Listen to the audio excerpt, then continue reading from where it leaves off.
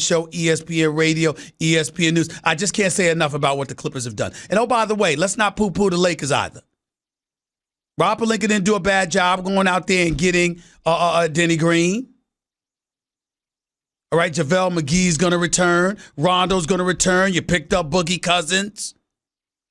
I'd still like to see the Lakers add another shooter. That's just me. But the Lakers and the Clippers are the two championship favorites in the Western Conference. Portland can't be ignored. Denver can't be ignored. Utah can't be ignored. Houston can't be ignored. San Antonio with DeMar Carroll and Morris. I mean, let me tell you, Marcus Morris, let me tell you something right now. Both of those two on the San Antonio Spurs, San Antonio has some depth. Can't be ignored. But the two clear favorites in the Western Conference have to be the Clippers and the Lakers.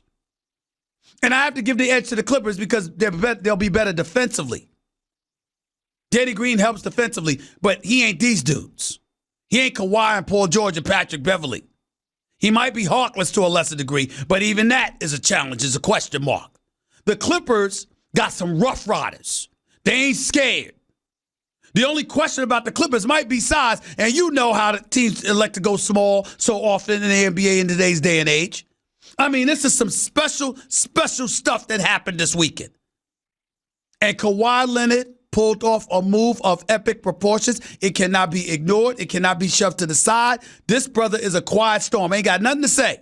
None of us knew about Paul George. I didn't have a damn clue about the Paul George angle. Not at all.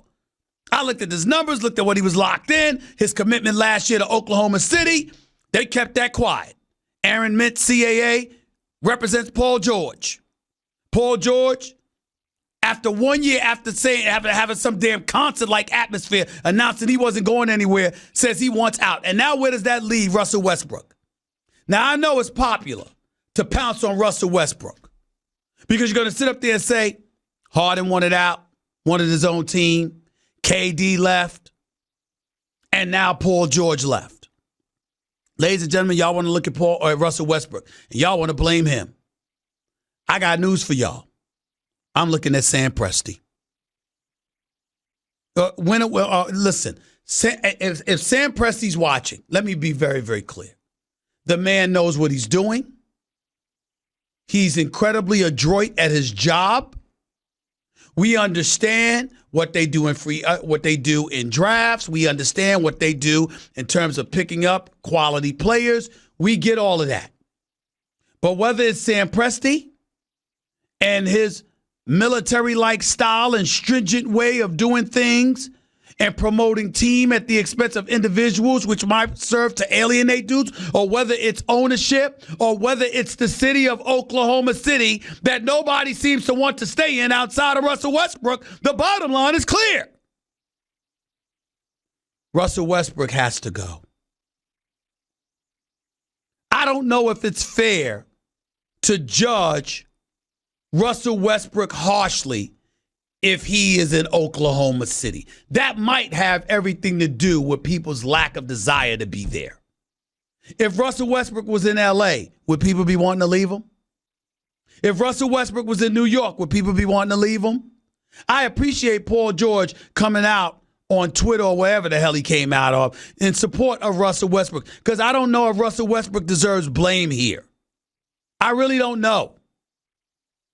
I don't know if we can say that. Oklahoma City has a great fan base. Oklahoma City, in terms of walking into that arena and having those fans cheer for you, nothing wrong with that. But in terms of wanting to live in Oklahoma City, let's face reality, ain't nobody clamoring to go there in free agency. It was a miracle that Paul George wanted to stay.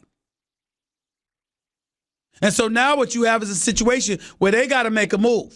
Miami, Houston, people bringing up the New York Knicks, who I don't believe have the requisite assets to acquire somebody like a Russell Westbrook, but considering his contract, which has 4 years, $170 million left on it, maybe that's why